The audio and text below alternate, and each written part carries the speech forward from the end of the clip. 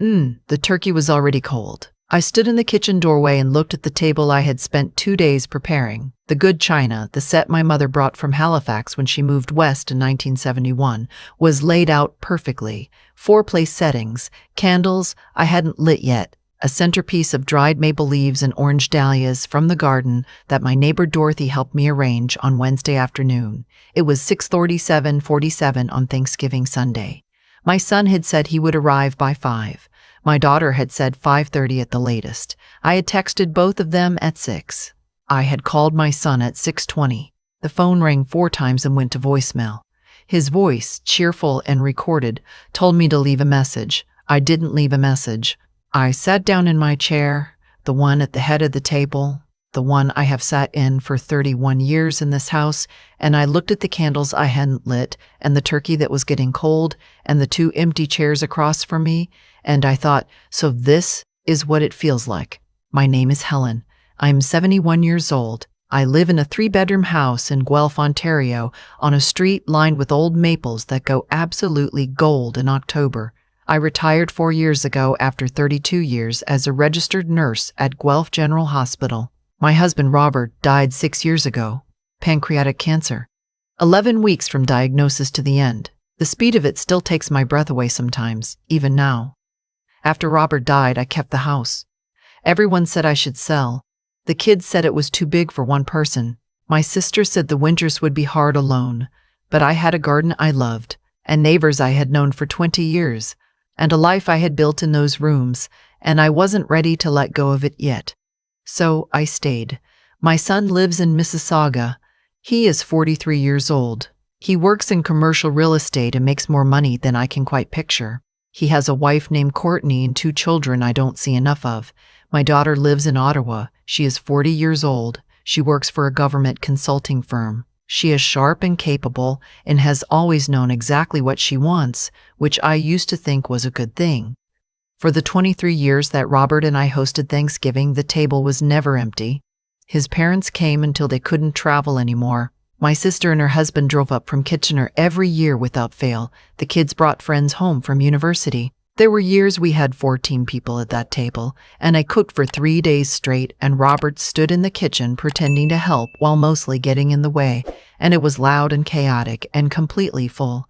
After Robert died, things got quieter. That was expected, but the last 2 Thanksgivings, it had been just me and whoever could make it. Last year it was just my daughter, and she left by 8 because she had an early flight. The year before, my son came without Courtney and the grandchildren because they had plans with her family. But this year, both of them had confirmed. My son had texted me in September, "Mom, we'll be there, I promise." Courtney's parents are doing Christmas this year, so Thanksgiving is yours. My daughter had called and said she was taking the Friday off and making a long weekend of it. She said she'd stay Saturday night. I had believed them. That was my mistake, I suppose. At 7 o'clock, my phone buzzed. It was a text from my daughter. I want you to understand that I read this text sitting alone at a table set for 4, in a house that was very quiet with cold turkey. Mom, I'm so sorry. The partner retreat got moved to this weekend, last minute, total disaster. I'm in Collingwood. I tried to call earlier, but signal is terrible up here. I feel awful. Can we do lunch next week? Love you. 5 minutes later, my son called. I answered this time. He sounded distracted. There was noise in the background, voices, music, what sounded like a crowded room. He told me there was a major deal closing Tuesday and the clients were in town from Vancouver only this weekend, and it was the kind of opportunity you simply couldn't pass up, he said. He said, "You understand, Mom. It's not personal, it's just timing." He said they'd come for Christmas for sure. He said Courtney sent her love. I said, "The turkey is cold." He said, "I'm really sorry, Mom." I said, "I know." And then I said goodbye, and I hung up, and I sat alone at my Thanksgiving table for a little while longer. I want to tell you something about being the mother of grown children. There is a particular grief in it that nobody prepares you for. Not the grief of losing them, because you haven't lost them exactly, but the grief of realizing that the version of your family that existed in your mind, the one where you were still necessary, still central, still the person they organized their lives around, that version is gone. It happened gradually, and then all at once, sitting at a table in October with good china and cold food. I am not telling you this so you will feel sorry for me. I am telling you this so you understand what I did next and why. I put the turkey in the refrigerator. I blew out the candles I had finally lit just to do something with my hands. I washed the dishes I'd used during cooking and I dried them and I put them away. And then I went next door and knocked on Dorothy's door. Dorothy is 74 years old. She moved onto my street 8 years ago after her own husband died, and we became close the way two women of a certain age become close, slowly, then completely. She keeps a garden that makes mine look disorganized, and she has opinions about everything, and she makes the best butter tarts in Wellington County, and she is the person I call when things go wrong. She opened the door and looked at my face and said, "Helen, what happened?" I told her. She brought me inside. She made tea. She did not say "I'm sure they didn't mean it," or "they're just busy," or any of the other soft things people say to protect you from the hard truth of a situation. Dorothy is not that kind of person. She let me talk, and when I was finished, she was quiet for a moment, and then she said, "What do you want to do about it?" And I realized I didn't know yet. But something had shifted. Sitting at that table alone, something I hadn't been willing to look at directly had finally come into focus. I thought about the last several years, not with anger, just honestly, the way you review a situation when you finally stop making excuses for it. My son had missed my 70th birthday because of a conference in Calgary. My daughter had not come home when I had a minor cardiac event 2 years ago. Nothing serious, just an arrhythmia. But I had spent a night in the hospital alone, and she had sent flowers and called twice. I had gone to Ottawa twice in the last 3 years to see her, and she had been distracted both times, checking her phone through dinner, cutting the visit short for work. When they called me, it was usually because they needed something. Help was something involving the grandchildren, which I was always glad to give. Financial advice because Robert had left things in order and I had managed carefully.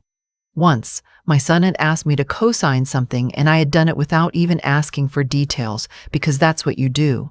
I had told myself this was normal, that all adult children pulled away, that I should be grateful for what I had and not demand more. I had told myself that wanting your children to show up for Thanksgiving dinner was a small thing, a selfish thing almost, that I should rise above. But sitting in Dorothy's kitchen that night, I let myself admit something. It wasn't a small thing. And the fact that I had been trained to believe it was a small thing was itself the problem. Robert and I had given our children everything. Not in a martyred way. We were glad to do it, we chose it. But the piano lessons, the hockey seasons, the university tuitions we paid in full because we didn't want them starting their lives in debt, the down payment assistance we quietly gave both of them when they bought their first homes. My daughter's down payment had been $45,000. My son's had been $52,000. We had said these were gifts with no strings attached. We had meant it. But a gift doesn't mean the relationship has no obligations, not gifts like those. Not a lifetime of showing up, of being there, of making them the center of everything. I went home that night and I did not sleep well. I lay in the dark and I thought about what I actually wanted the rest of my life to look like. Not what I was supposed to want. Not what made me seem like a gracious, undemanding mother who didn't make her children feel guilty. What I actually wanted. In November, I called a lawyer. Her name was Patricia, and she had a small practice near the university. She was around 50, calm and direct, the kind of professional who doesn't waste her time. I told her I wanted to review my estate planning. I told her I had done a will years ago, but things had changed. She said that was very common and very wise. I spent 2 appointments going through everything with Patricia. My house had been assessed at just over $800,000. Prices in Guelph had climbed dramatically in the past decade. I had Robert's pension. I had my own pension from 32 years of nursing, which was not nothing. I had our RSP savings, now converted to a RIF, which I drew down carefully. I was, by any reasonable measure, comfortable. I had always assumed that when I died, the house and most of the estate would go equally to my son and my daughter. That had been the plan, unspoken, taken for granted by all 3 of us. I changed the plan. My son and my daughter would each receive $10,000. That was it. It was not nothing. But it was not what they were expecting. The rest, the house proceeds, the investments, the pension death benefit, I reorganized around 3 things. The first was my granddaughter, Emma. She is my son's daughter, 15 years old, and she is extraordinary. She plays the violin with a seriousness that moves me every time I hear her. She gets straight A's without making a performance of it. And whenever I see her, she actually looks at me when I'm talking. She asks questions. Last summer, she spent 2 weeks with me and we cooked together and walked along the Speed River, and she told me about the book she was reading and the things she was thinking about, and I felt, in those 2 weeks, more seen than I had felt in years. I set up a trust for Emma, enough to cover university and a reasonable start in life without spoiling her. The second was the Guelph General Hospital Foundation. I had given 32 years to that hospital. I had seen the gaps, the equipment that aged too slowly, the palliative care ward that needed expanding. I arranged a significant donation, structured to go to palliative care specifically, for Robert. The third was myself. This surprised me a little, but Patricia nodded as if it made complete sense. I set aside funds, specifically designated for my own life. Travel I had been putting off, the kitchen renovation I'd wanted for 8 years, a small apartment deposit in case I ever wanted to spend winters somewhere warmer. My money, for my life, while I was still alive to live it. What a radical idea. I did not tell my children about any of this. In December, I did something else I had been thinking about. I called a real estate agent. I want to be clear, I wasn't running away. I was choosing. Those are different things. The house was too big. Dorothy had been gently pointing this out for years. 3 bedrooms, a basement I never used, a backyard I spent more time managing than enjoying. The mortgage was paid off, had been for 12 years. If I sold, I would free up real capital, and I could find something smaller, better suited to one person living a full life, rather than managing a house built for a family. I found a condo on the edge of downtown Guelph. 2 bedrooms, a balcony with a view of the river, a building with a small community garden that residents could use. The kind of place where neighbors actually see each other in the hallways. I put an offer in on a Tuesday, and it was accepted by Thursday. I told my children about the house sale in January on a phone call with both of them at once. My son's first response was to ask what I was planning to do with the proceeds. My daughter said she thought I should really take more time to decide something like this, that it was a big step, that she was worried I was making an emotional decision. I told them both that I was 71 years old and had managed my own life with some competence for most of it. I told them the decision was made. I told them I was very much looking forward to the next chapter. My daughter went quiet in a way that meant she was recalibrating. What I didn't tell them was that by that point, Patricia had already updated the will. I moved in April on a Thursday, when the maples on my old street were just beginning to show the first thin green of new leaves. Dorothy came and helped me unpack the kitchen boxes, which was exactly the kind of help you actually need. The condo smelled like fresh paint and possibility, which I know sounds like something from a greeting card but is nonetheless accurate. I gave most of the furniture away, to neighbors, to a young couple down the street who had just moved in together, to a refugee resettlement organization in town that was always grateful for household goods. I kept what I loved and let go of the rest. It was the most useful editing of my life. The first Saturday in my new place, I took the elevator down to the building's community room, and there was a small group there, 8 people, mostly women, mostly around my age, who met every Saturday morning to share coffee and, apparently, whatever was on their minds. I sat down with my coffee, and a woman named June scooted her chair to make room and said, "New?" I said yes. She said, "It gets better and better. I think about Thanksgiving sometimes, not with the bitterness that I worried might settle in permanently. It hasn't. More like you think about the moment you finally took off shoes that had been hurting your feet for years. There is a clarity that comes from letting yourself admit that something hurt.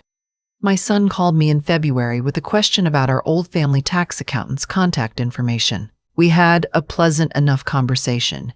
He mentioned that Emma had won a regional violin competition, and I told him I already knew, because Emma had texted me herself, which produced a small silence on his end. My daughter calls more often than she used to. I don't know whether she senses something has changed or whether her own life has simply shifted slightly. She came to visit me in the condo in March, her first visit in almost a year. She stood in my kitchen, the new, smaller kitchen, and looked out at the river view and said, "Mom, this is actually really lovely." I said, "I know." She stayed 2 nights. We walked along the river both evenings and had dinner at a small Italian place on Wyndham Street that has the best ossobuco I've ever eaten. She was present, actually present, phone in her bag, asking questions, listening to answers. I don't know if that was guilt or growth or both. Maybe it doesn't matter. What I know is this. I am 71 years old and I have a balcony where I drink my coffee every morning and watch the river. I have a garden plant downstairs where I've started tomatoes from seed. I have Dorothy, who comes for dinner on Wednesdays now because we both agreed it was the best use of a Wednesday. I have Emma, who texts me about her violin competitions and asks my opinion on things in a way that makes me feel that someone in the next generation is genuinely curious about the world. I have a life that is mine, not maintained for other people's eventual inheritance, not held in place waiting for visits that got canceled. Mine, right now, while I am here to live it. The will is updated and filed with Patricia. My children will eventually be surprised. I have made my peace with that. They are not bad people. They are people who got comfortable, who took things for granted in the way that we all take things for granted until something makes us stop. Whether that changes anything is their choice to make, not mine to control. What I chose was to stop waiting, to stop setting a table for people who weren't coming and calling it love, to take the life I had, the pension, the garden, the good years still ahead, and spend it like it mattered, because it does. The turkey, by the way, made excellent soup the next day. Dorothy came over and we ate it at my table, just the two of us, with fresh bread from the bakery on Gordon Street, and we talked until nearly midnight about everything and nothing, and I lit the candles this time and they burned all the way down. I used to believe that love was something you simply gave without keeping score. I raised my children with that belief, and for a long time I thought it was wisdom. Now I think it was only half of the truth. The other half is this. How we treat the people who have given us everything is not a small thing. It is, in fact, the most accurate measure of who we are. My son and my daughter are not cruel people.